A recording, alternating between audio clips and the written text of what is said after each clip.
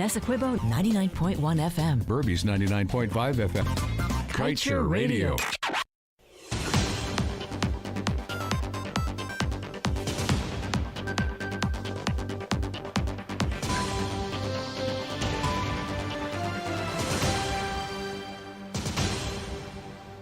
Good day. Thank you so much for tuning in to Kaieteur Radio. I'm Kevin Smith. Welcome to your news at noon. Without further ado, let's get to the news in detail. Chartered accountant and attorney at law Christopher Ram is of the firm conviction that the arrangement for relinquishment in the 2016 Stabroek Block production sharing agreement is not only reckless but absolutely irresponsible. Expounding on his perspective, Ram explained that the initial period of a prospecting license is 4 years. Such license is subject to 2 renewals of 3 years each. The lawyer further noted that the standard provision in the Petroleum Act is that on an application for first renewal at the end of the 4 years, the company is required to give up 50% of the block granted on an application for the second renewal, which is at the end of 7 years. It is required to give up 25% of the remaining concession. He added that at the end of the 10 years, which is the end of the third renewal period, the company has to give up all portions of the block not subject to a production license. In other news, almost $500 million worth of the laptops procured for teachers under the One Laptop Per Teacher project, which was implemented under the David Granger-led APNU-AFC administration, were found to be damaged or defunct. The damaged computers were part of 9,609 laptops that were purchased by the e-government unit established under the PPPC government in 2015. The PPPC had paid $1.6 billion for the Chinese-branded Hair computers in 2015 for their One Laptop Per Family project, but demitted office shortly after. The computer program was rebranded by the Granger administration as the One Laptop Per Teacher project and distributed to teachers across the country when the APNU-AFC administration took office a year later.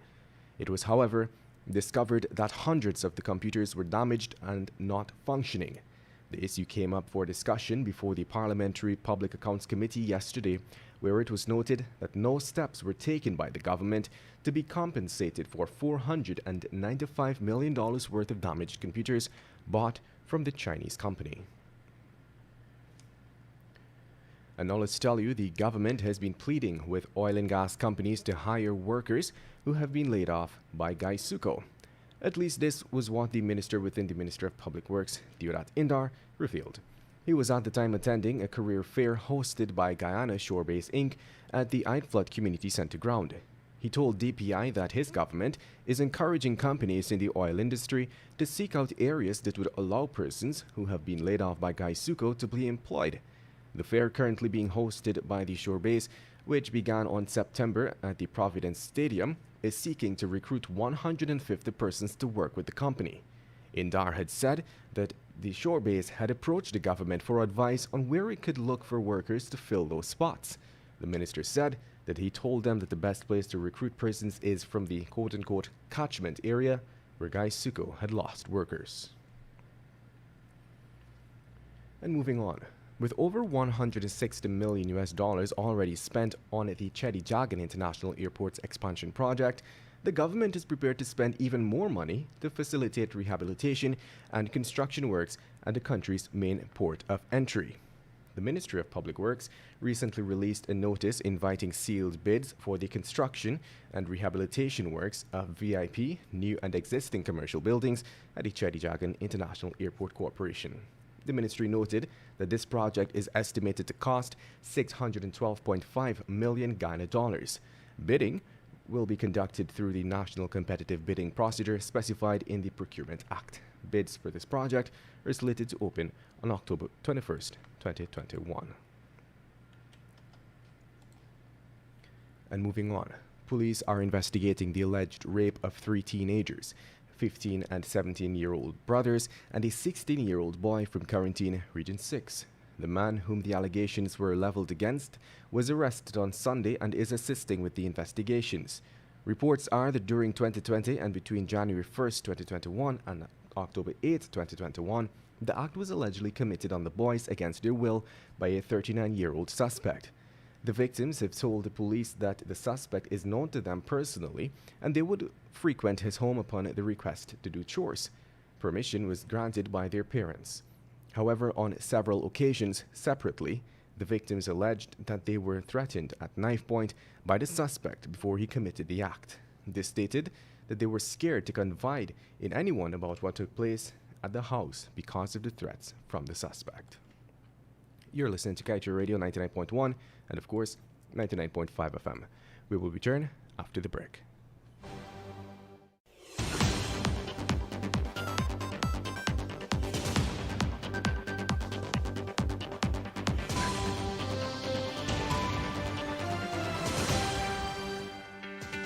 This is GHK Lal inviting you to join me weekdays from Monday to Friday on the National Outlook for commentary on a range of issues. Immediately after the 12 noon and 7 p.m. newscasts on Kaieteur Radio at 99.1 FM and 99.5 FM. Looking forward to you sharing in the conversation. Welcome back. Let us continue with the news. A 32-year-old man is now in police custody after he crashed a stolen car into a bridge which is still being constructed during a police chase at Plaisance on the east coast of Demerara at around 21 hours 45 on Sunday. The suspect had stolen the car and other items from a 29-year-old male technician and his girlfriend at industry. According to investigators, the victim borrowed his uncle's car and went to industry where he parked and secured the car on the southern side of the main road. The technician and his girlfriend then went across the road in the vicinity of the arch. The couple was then approached by two men, one armed with a silver and black handgun. The armed suspect relieved the couple of 2 gold chains and $3,000 cash. It is not clear how the second suspect escaped or if the loot was recovered. And moving on, for the third quarter of 2021, inflows into the Natural Resource Fund amounted to $19.5 billion, comprising profit oil totaling $16.6 billion and royalty to the tune of $2.5 billion. This is according to the latest financial report on the fund, which is prepared and published by the central bank. The report noted that since its inception, the fund, which is held at the Federal Reserve Bank of New York, has received 81 million Ghana dollars from 7 lifts of profit oil and 9.8 million Ghana dollars from royalties. The fund has also earned $10.8 million in interest income over the quarter. Furthermore, the fund recorded a profit of $10.8 million this quarter solely due to the interest earned on deposits as the overnight deposit rate increased by 5 basis points. And now let's tell you, a 34-year-old man was killed yesterday morning during a shootout with ranks of the Ghana Police Force at Grove, East Bank, Demerara. The dead man has been identified as Kevin Andres of Grove's housing scheme. According to information, Andres and his alleged accomplice exchanged gunfire with the police sometime around 2 hours 50 following a high-speed chase at a location in Grove. Based on police information, moments before the shooting, ranks were on a mobile patrol on the east bank of Demerara when they received a report that a motor car was transporting suspected stolen items. According to reports, the vehicle was spotted in the Diamond area and pursued by the ranks.